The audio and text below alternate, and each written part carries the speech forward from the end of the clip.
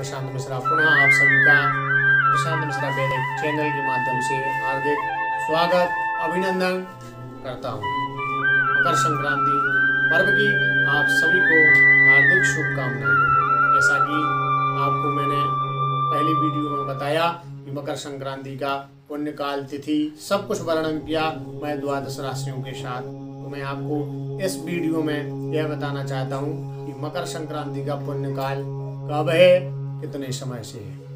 तो दोस्तों इसी के बाद आपसे चर्चा करता हूँ। पहले आप सुने कि मकर संक्रांति क्या है।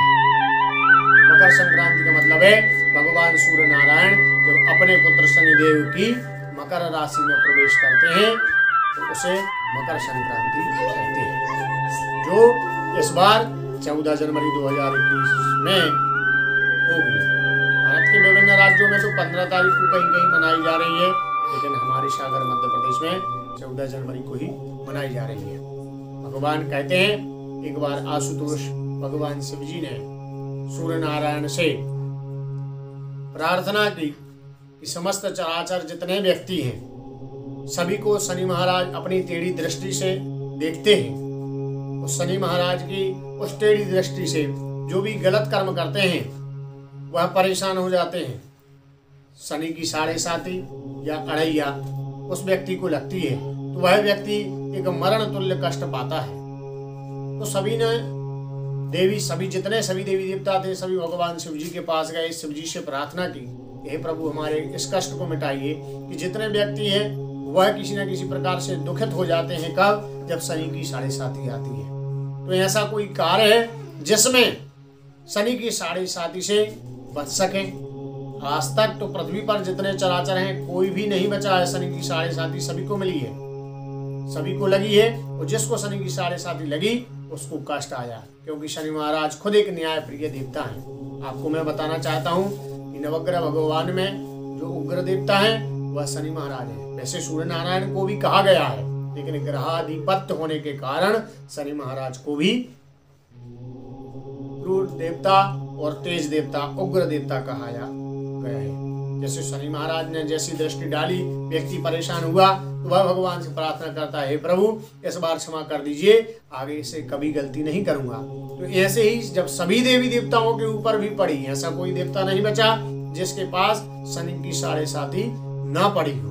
तो जब शनि महाराज ने देवताओं को भी ना छोड़ा तो सभी देवता भोले बाबा की शरण में जाते हैं। वो भोले बाबा जाकर के सूर्य नारायण भगवान से प्रार्थना करते हैं। तो सूर्य नारायण कहते हैं कि मैं खुद जाऊंगा और अपने पुत्र को समझाऊंगा कि जब भी आप शनि अपनी 7.5 या अढ़ैया दे भक्तों के लिए, जो भी आप कहने का तात्पर्य कि भगवान शनि महाराज के गुरु है, भगवान शनि महाराज के गुरु है, जो भगवान शनि महाराज के गुरु कृष्ण भगवान है, लेकिन जो कृष्ण की भक्ति करता है वो भी कष्ट पाता है।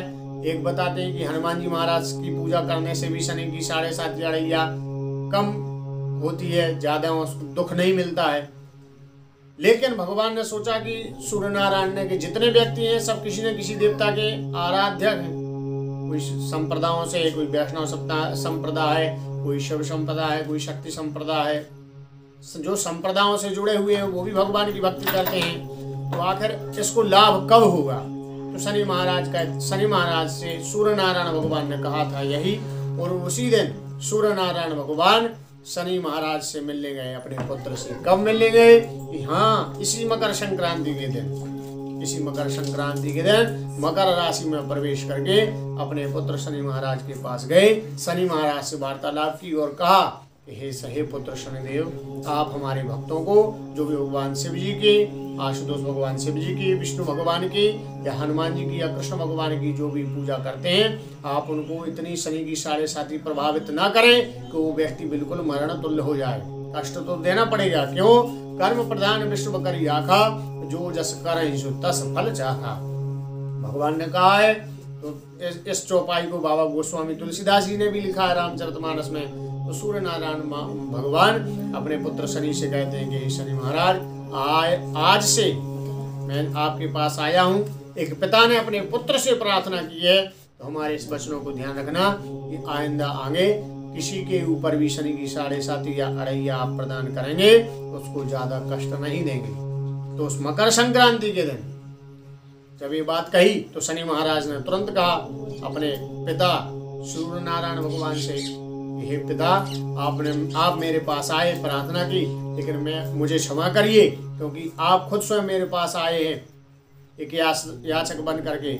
मैं आपसे प्रार्थना करता हूँ, हे पिता, जो भी मकर संक्रांति के दिन, मकर संक्रांति पुण्य काल में, जिस दिन मकर संक्रांति हो उस दिन पुण्य काल जो भी प्रारंभ हो और की हो, उस समय जो गंगा आदि, नर्मदा आदि या बड़ी पवित्र नदियों में स्नान करेगा, भगवान भोले बाबा या किसी भी देवी देवताओं का अर्चन करेगा, उसको शनि की 7.5 अरैया शनि का प्रभाव कम पड़ेगा। तब से मकर संक्रांति मानी गई, तब से भगवान सूर्य नारायण प्रसन्न हुए और इसी से ही मकर संक्रांति मनाई गई है। ये विभिन्न पुस्तकों में मुझे यह उल्लेख मिला है, सो मैंने आपको यह बताया है। तो शनि महाराज कहने का तात्पर्य, शनि महाराज की मकर राशि में जब सूर्य नारायण प्रवेश करते हैं, संक्रांति होती है, तो उसे मकर संक्रांति कहते हैं।